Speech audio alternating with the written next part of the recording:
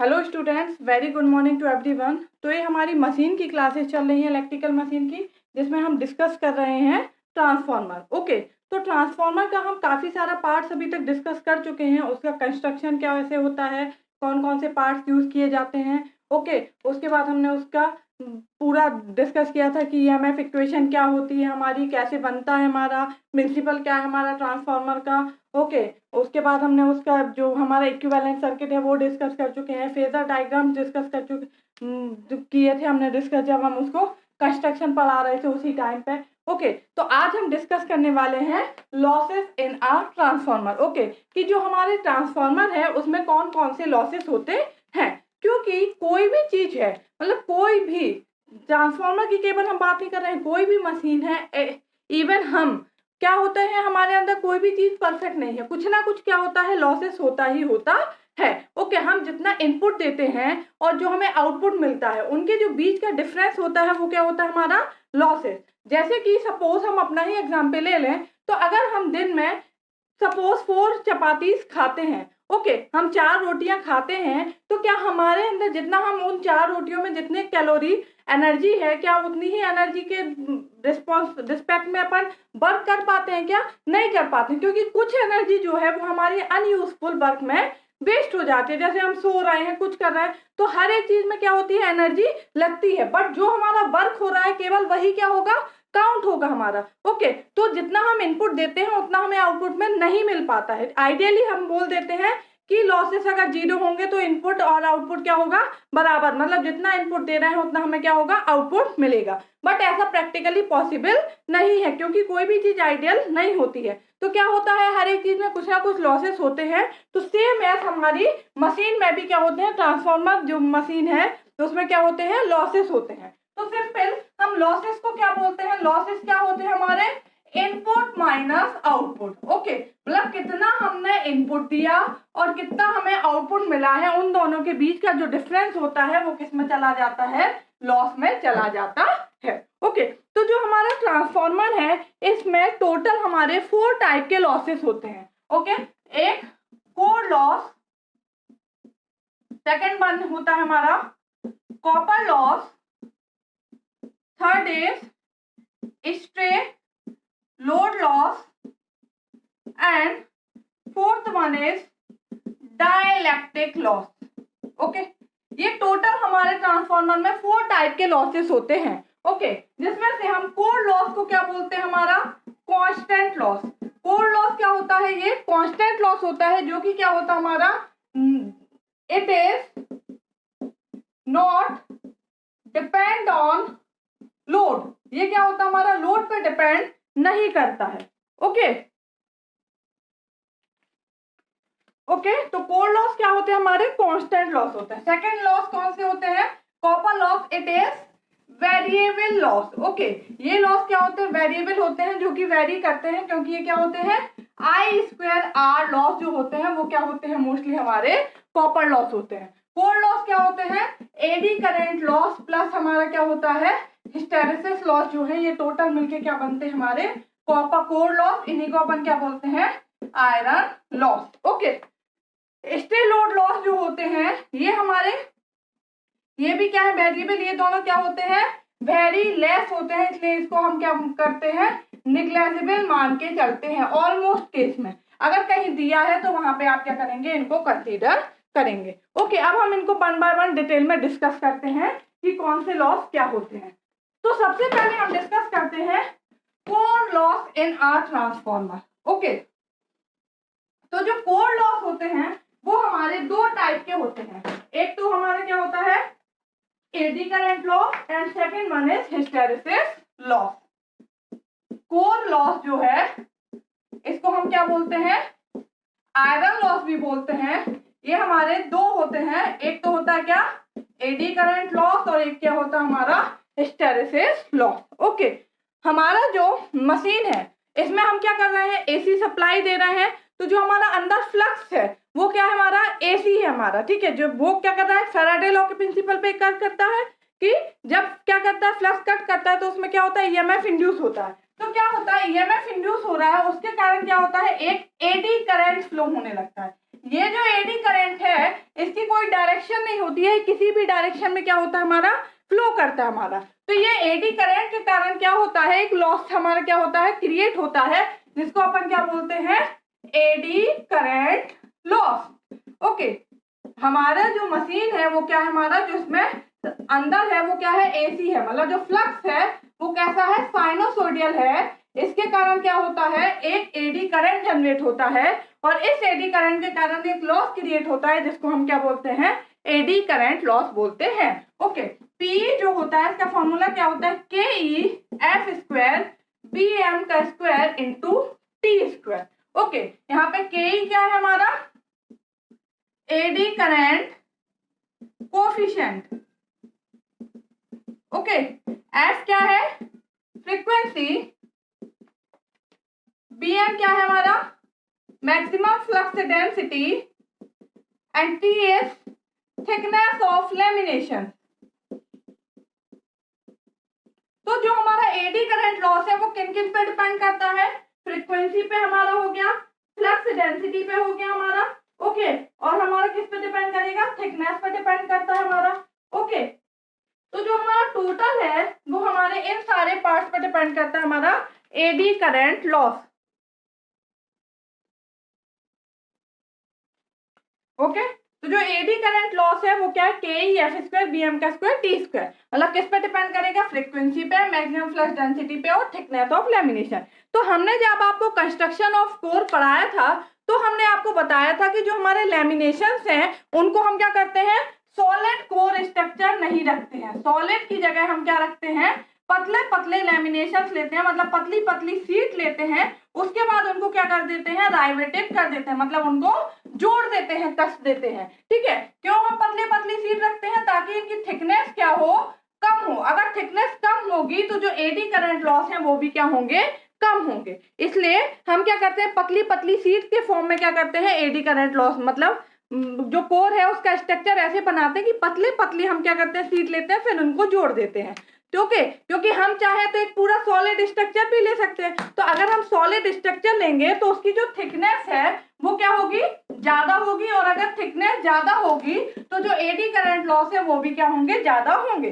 Okay, तो ये question हमारा आ जाता है कि एडी करंट लॉसेज जो हैं इनको रिड्यूस करने के लिए हमें क्या करना चाहिए। तो एडी करंट लॉस को रिड्यूस करने के लिए क्या करते हैं, हम जो लेमिनेशंस यूज करते हैं वो पतले पतले लेमिनेशंस यूज करते हैं। ओके, क्योंकि इसके कारण क्या होता है, हमारा एडी करंट लॉस जो है लॉस ही है, तो इसके कारण क्या होता है, हीट हमारी जनरेट होती है, हीट जनरेट होती है तो ये क्या करती है, हमारा कोर पे बैड इफेक्ट डालती है। ओके, अगर ज्यादा हीट हमारी क्या होगी तो हमारा कोर क्या हो सकता है, जल सकता है। तो इसको रिड्यूस करने के लिए हम ये करते हैं।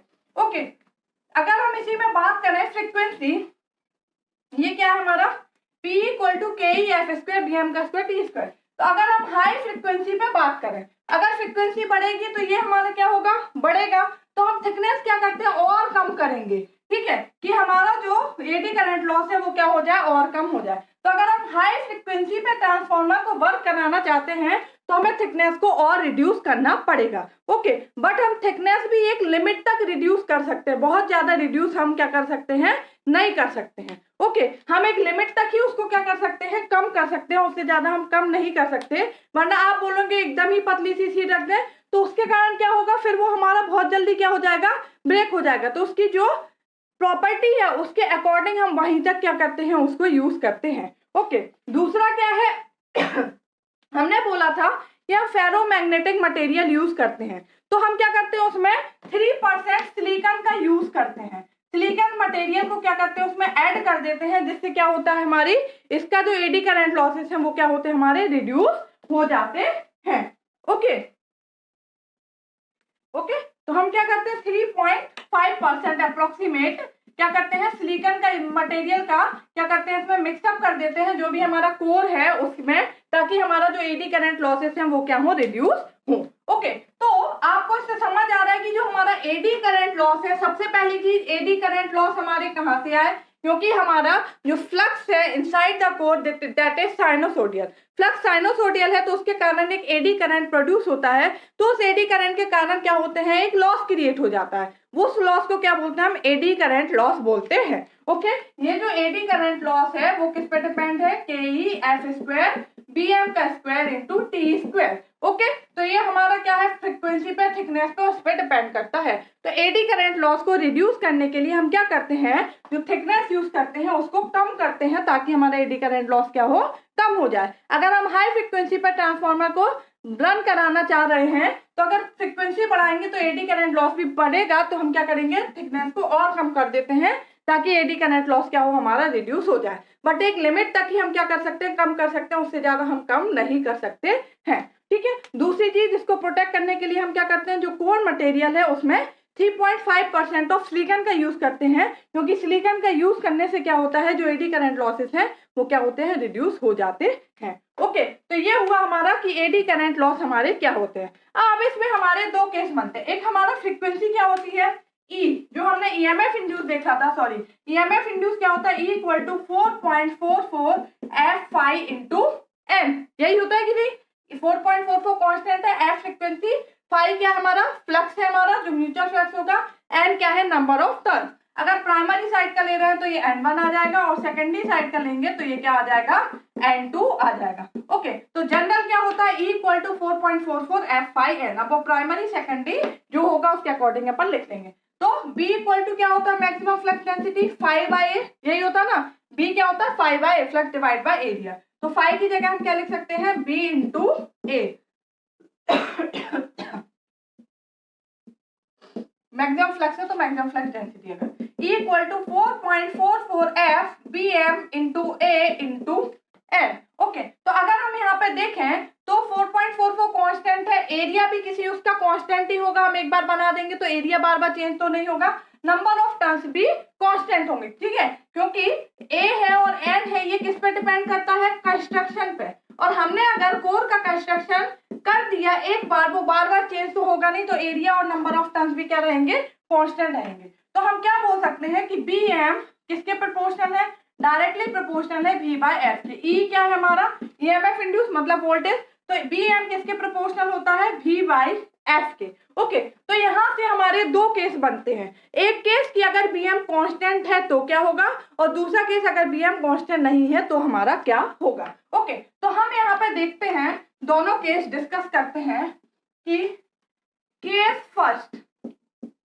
If b m is constant, अगर Pm कांस्टेंट है तो क्या होगा, अगर Pm कांस्टेंट है तो क्या होगा, P equal to k E F square Bm का स्क्वायर इंटू टी स्क्वायर। अगर ये कांस्टेंट है तो हम क्या बोलेंगे कि जो हमारा एडी करंट लॉस है वो किसके प्रोपोर्शनल है, P is directly proportional to f square. Okay, क्योंकि टी थिकनेस तो कांस्टेंट है, ये कांस्टेंट है, तो P डायरेक्टली प्रोपोर्शनल किसके हो गया, एफ स्क्वायर के। यहाँ से अगर हम इस प्रोपोर्शनलिटी साइन हटाएं तो एक हम कांस्टेंट लिख लेते हैं, सपोज A, तो P इक्वल टू क्या हो गया, A into F square. Okay, अगर हमारा Bm क्या है, कांस्टेंट है, मैक्सिमम फ्लक्स डेंसिटी कांस्टेंट मान के चल रहे हैं उस केस में। ओके, सेकंड केस क्या हो सकता है हमारा, if Bm does not constant, अगर Bm कांस्टेंट नहीं है तो Bm किसके प्रोपोर्शनल होगा, V बाय एफ के। ओके, तो यहाँ पे हम Bm की जगह क्या रखेंगे, V बाय एफ, क्या हो जाएगा, V बाय एफ का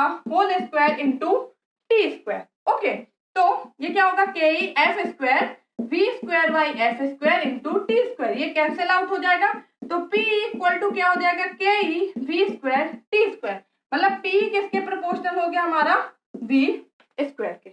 ओके, P किसके प्रोपोर्शनल हो जाएगा हमारा, V स्क्वायर के।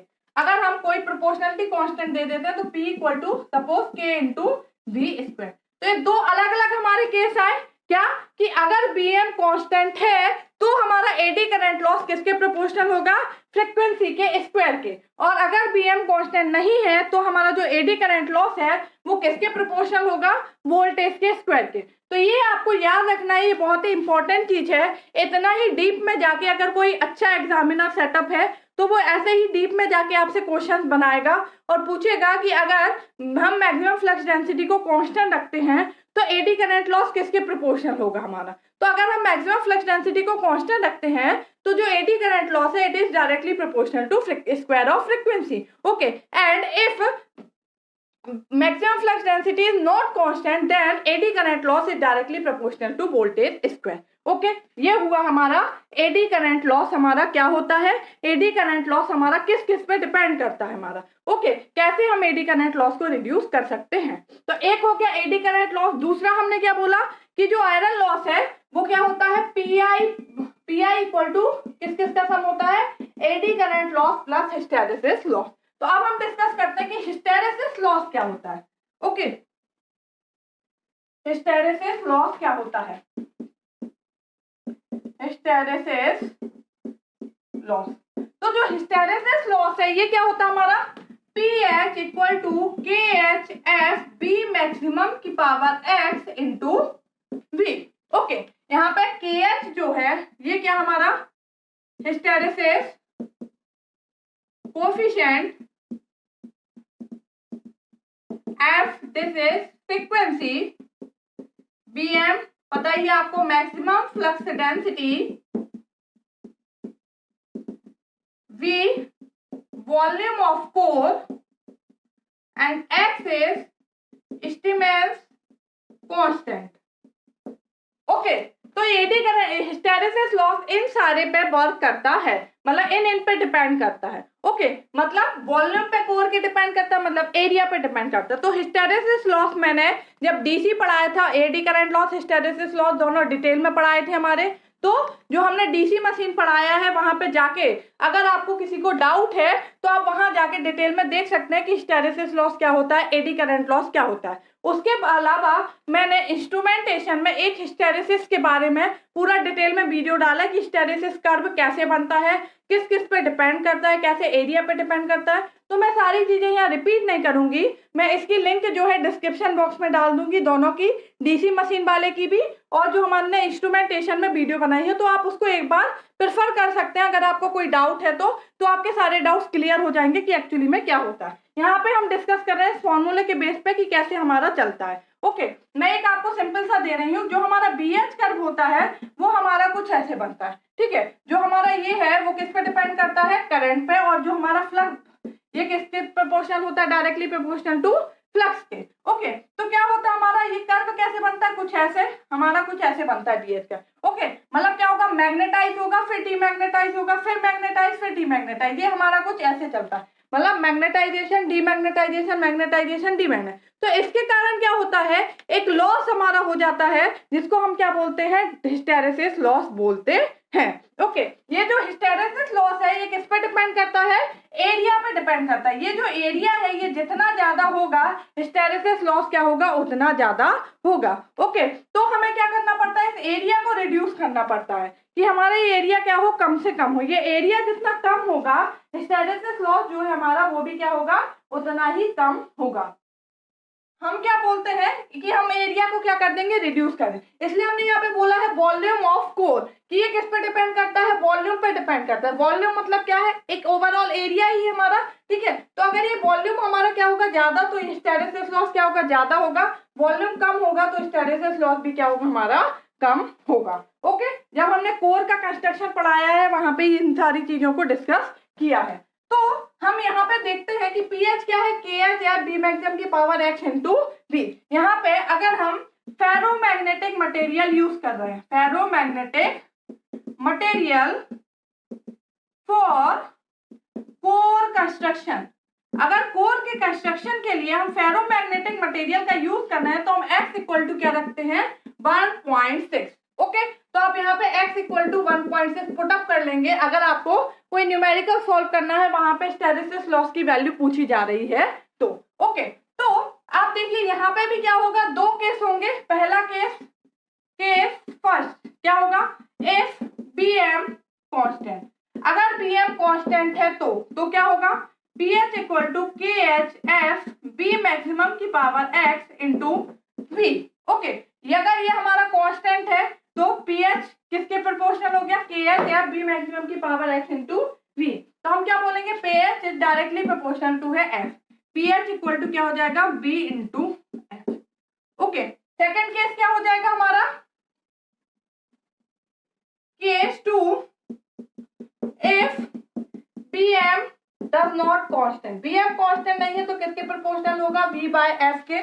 ओके, तो पी एच इक्वल टू क्या है, k H F B maximum की पावर एक्स इंटू वी। तो यहाँ पे हम वैल्यू रखेंगे एच, बी मैक्सिमम क्या रखेंगे, वी बाय एफ की पावर 1.6 इंटू वी। तो ये क्या हो जाएगा, के एच एफ की पावर 1 और ये 1.6 है तो माइनस में आ जाएगा, ऊपर जाएगा तो ओके, ये नीचे है तो 1.6 है, ऊपर जाएगा न्यूमरेटर में तो माइनस का हो जाएगा। तो क्या हो जाएगा, के एच एफ की power minus 0.6 v 1.6 into v. ये वी ऐसे लिख लेते हैं, इसका ये वॉल्यूम ऑफ कोर है और ये वोल्टेज है। तो पीएच हमारा किसके प्रोपोर्शनल हो गया, एफ माइनस 0.6 इंटू वी की पावर 1.6। ओके, तो हम क्या लिख सकते हैं, ये प्रोपोर्शनलिटी कांस्टेंट अगर हटाएं तो पीएच इक्वल टू क्या हो जाएगा, के डैश सपोज v की पावर 1.6 अपॉन f की पावर 0.6। ओके, तो दो केस है हमारे अलग अलग। अगर bm कांस्टेंट है तो जो हमारा हिस्टैरिसीस लॉस है वो किसके प्रोपोर्शनल हो गया, डायरेक्टली प्रोपोर्शनल टू bf, और अगर नहीं है तो किसके प्रोपोर्शनल हो गया, v की पावर 1.6 डिवाइड बाय f की पावर 0.6। ओके, तो हमारा टोटल लॉस क्या हो गया, टोटल कोर लॉस क्या है हमारा, टोटल जो कोर लॉस होता है वो क्या है, पीआई से डिनोट करते हैं, equal to eddy current loss plus hysteresis loss. Okay, तो केस फर्स्ट में अगर हम देखें, इफ बीएम कांस्टेंट, अगर बीएम कांस्टेंट है तो उस टाइम पे आपने देखा था कि एडी करंट लॉस क्या था, डायरेक्टली प्रोपोर्शनल टू फ्रीक्वेंसी के स्क्वायर के, और हिस्टैरिसीस लॉस क्या आया था हमारा, डायरेक्टली प्रोपोर्शनल टू हमारा फ्रीक्वेंसी। तो केस फर्स्ट में अगर हम बात करें कि जब हमारा बीएम कांस्टेंट है तो टोटल आयरन लॉस क्या होगा, PI equal to A F square plus B F. Okay, A और बी यहाँ पे क्या है, कांस्टेंट है, एफ क्या है, फ्रीक्वेंसी। अगर हम केस 2 की बात करें, जब हमारा बीएम कांस्टेंट नहीं है, बीएम डज नॉट कांस्टेंट, मतलब बीएम किसके प्रोपोर्शनल है, directly proportional to v by f के, तो हमारा टोटल आयरन लॉस क्या आएगा, उस टाइम पे एडी करंट लॉस क्या था हमारा, p equal to k into v square, directly proportional to voltage का स्क्वायर था, plus k dash into v की पावर 1.6 अपॉन एफ की पावर 0.6। तो ये हमारे दो फॉर्मूले बनते हैं अलग अलग केस में। अगर बीएम कांस्टेंट है तो क्या होगा, बीएम कांस्टेंट नहीं है तो क्या होगा। ये दोनों ही फॉर्मूले काफी इंपॉर्टेंट है, इस पे बेस न्यूमेरिकल भी आते हैं और डायरेक्ट इसको फॉर्मूले के बेस पे ऑब्जेक्टिव टाइप के क्वेश्चन में पूछा जा सकता है आपसे कि आयरन लॉस हमारा क्या होगा। ओके, तो यहाँ पे आपने देखा कि जो आयरन लॉस है वो किस पे डिपेंड कर रहा है, फ्रीक्वेंसी पे डिपेंड कर रहा है हमारा। ओके, वोल्टेज पे डिपेंड कर रहा है, क्या लोड पे डिपेंड कर रहा है, नहीं डिपेंड कर, क्योंकि अगर हमारा लोड वेरी करता है तो जो हमारा करंट है वो वेरी करता है। ओके, और यहाँ पे करंट की कोई भी बात नहीं आ रही है, इसलिए हम इन लॉसेस को क्या बोलते हैं, कांस्टेंट लॉस बोलते हैं। Okay, iron loss is a constant loss because it does not depend on load, ये लोड पे डिपेंड नहीं करते, और जो अगर हमारा लोड चेंज होता है तो हमारा करंट वेरी करता है, और यहाँ पे करंट का कोई भी फंक्शन नहीं है, इसलिए ये जो लॉसेस होते हैं वो कैसे होते हैं, कांस्टेंट लॉस होते हैं। ओके, तो ये था क्या हमारा आयरन लॉस। अब नेक्स्ट हम डिस्कस करते हैं क्या हमारा कॉपर लॉस क्या होता है, पीसीयू।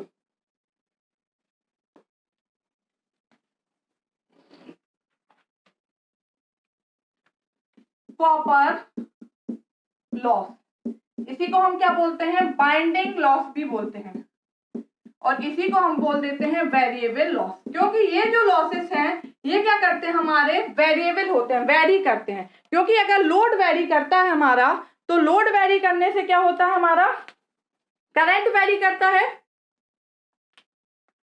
ओके, तो कॉपर लॉस को ही हम क्या बोलते हैं, binding loss, and this is variable loss because it is depend on load. Okay, because it is depend on load, कैसे, क्योंकि लोड जो होता है हमारा, अगर लोड वेरी करता है तो जो हमारा करंट है वह क्या होता है, वेरी होता है। अगर लोड बढ़ेगा तो करंट भी हमारा बढ़ेगा, लोड कम होगा तो करंट क्या होगा, कम होगा। तो लोड वेरी होने से करंट क्या होता है, वेरी होता है।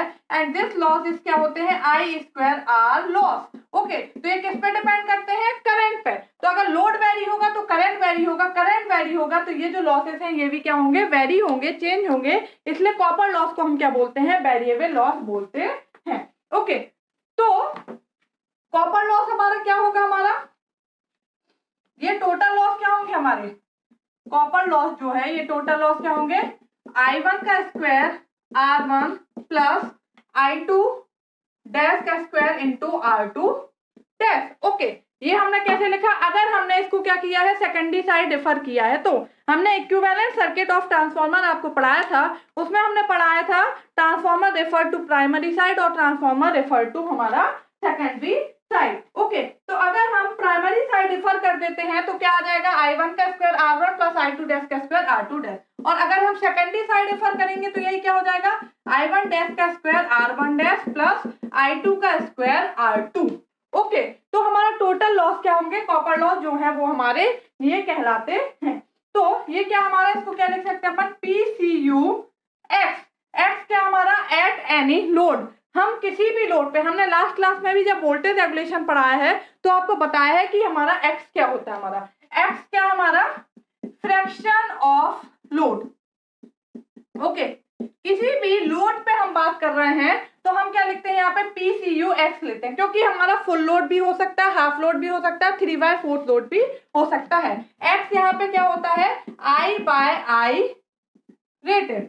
ओके, X जो होता है वो क्या होता है हमारा, I/I रेटेड, या फिर हम लिख सकते हैं I/IFL। Okay, current at full load divide by I।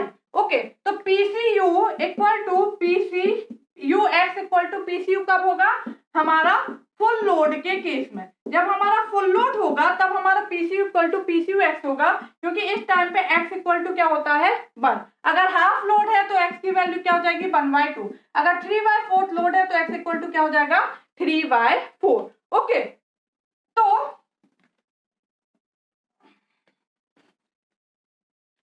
PCU X equal to क्या है, सपोज I स्क्वायर R मान लेते हैं, ठीक है।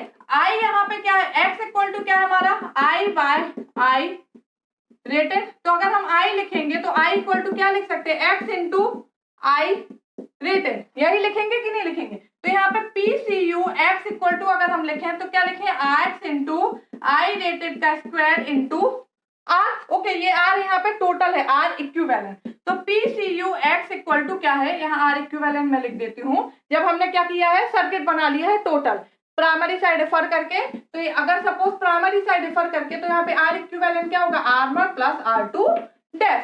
ओके, तो ये क्या हो जाएगा, X स्क्वायर I रेटेड का स्क्वायर इंटू R इक्विवेलेंट, और ये क्या हो जाएगा, I रेटेड का square into R equivalent PCU। Okay, मतलब कॉपर लॉस है full load.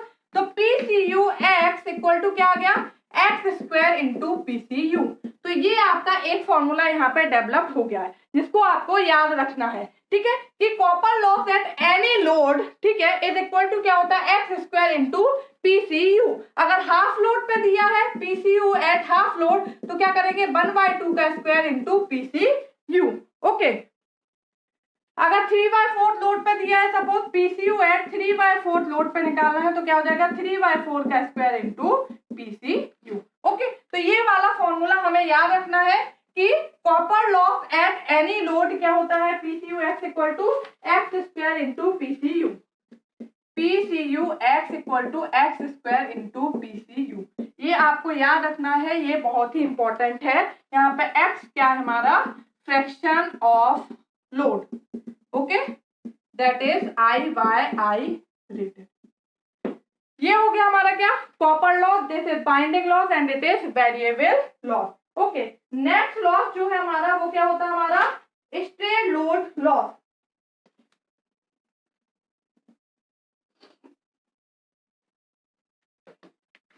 Stray load loss. Okay, ये जो लॉस होते हैं, ये लॉस हमारा किस पे डिपेंड करते हैं, हमारा this drop is due to leakage flux. Okay, this drop is due to leakage flux which this drop is due to leakage flux के कारण होते हैं, जो कि हमारा लिंक करता है with the iron parts, links with the iron parts जो होते हैं हमारे, जैसे कि हमारा क्या हो गया, बोल्ट हो गया, स्क्रू हो गया, लाइक बोल्ट से हमारे स्क्रू एक्सेट्रा। ओके, जो भी हमारे आयरन पार्ट्स हैं उनमें जो हमारा लीकेज फ्लक्स है, लीकेज फ्लक्स हमने आपको बताया था क्या होता है।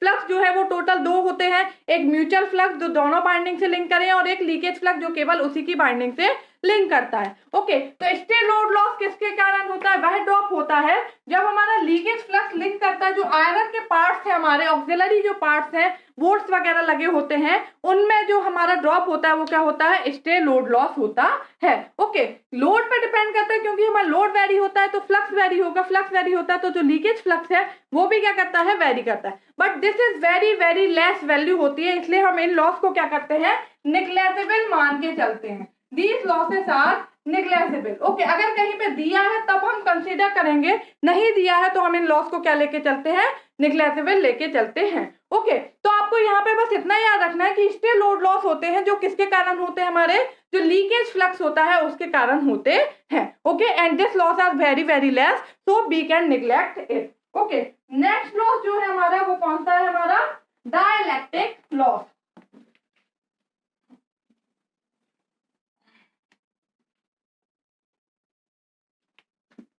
Dielectric loss. ओके, ये जो लॉस होते हैं हमारे, ये हमारा जो मेजर और माइनर इंसुलेशन होता है। ओके, अब जो डाइलेक्ट्रिक लॉस होते हैं ये किस पे डिपेंड करते हैं, इंसुलेशन पे।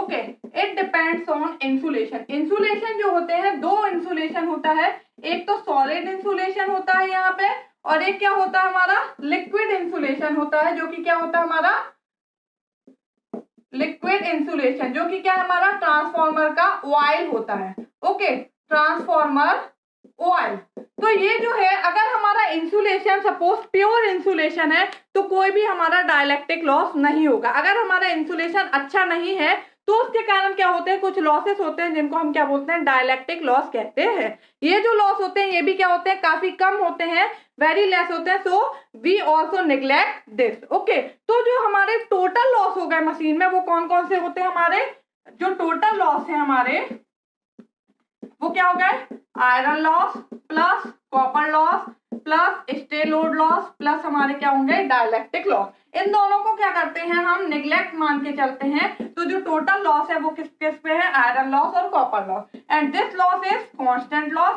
Because it does not depend on loss, and this is variable loss. ठीक है, क्योंकि ये लोड पे डिपेंड करते हैं, from full load, no load to full load, these losses are very. Okay, तो अब जो लॉसेस होते हैं इनके कारण क्या होता है, टेम्परेचर बढ़ता है मशीन का। ओके, टेम्परेचर इंक्रीज होता है तो उसके कारण क्या होता है, मशीन की जो इफिशियंसी है वो क्या होती है, हमारी रिड्यूस होती है। इफिशियंसी रिड्यूस होती है, मशीन की जो परफॉर्मेंस है वो रिड्यूस होती है, मशीन की जो लाइफ है वो कम होती है, जो लोडिंग कैपेबिलिटी है मशीन की वो क्या होती है, हमारी कम हो जाती है। ओके, इसलिए जो लॉसेस होते हैं वो एक मेजर रोल प्ले करते हैं हमारे मशीन के अंदर। इसलिए हमें समझना जरूरी है कि कौन से लॉसेस किस पे डिपेंड कर रहे हैं, कैसे उनको हम कम कर सकते हैं, क्यों वो बढ़ रहे हैं, क्या रीजन है, ये हमारा समझना जरूरी है। तो ये हमारे आज के टॉपिक में हमने सारे लॉसेस कवर करे। सबसे पहले आयरन लॉस, जो कि कौन कौन से हैं, hysteresis loss plus AD current loss. Second loss हमने पढ़ा है कौन सा होता है हमारा, copper loss. Third stay load loss, and fourth one is dielectric loss. Okay, तो अब हम नेक्स्ट जब हम इफिशियंसी डिस्कस करेंगे, ओके, तो हम आपको बताएंगे कि कैसे ये लॉसेस हमारे काम मतलब वहां पे वर्क कर रहा है, कैसे हमें लॉस के कारण जो इफिशियंसी है वो हमारे सिस्टम की रिड्यूस हो जा रही है। अगर लॉसेस कम होंगे तो इफिशियंसी ज्यादा होती है, अगर लॉसेस ज्यादा होते हैं तो इफिशियंसी क्या हो जाती है, कम हो जाती है। वो हम नेक्स्ट क्लास में डिस्कस करेंगे। Okay, thank you.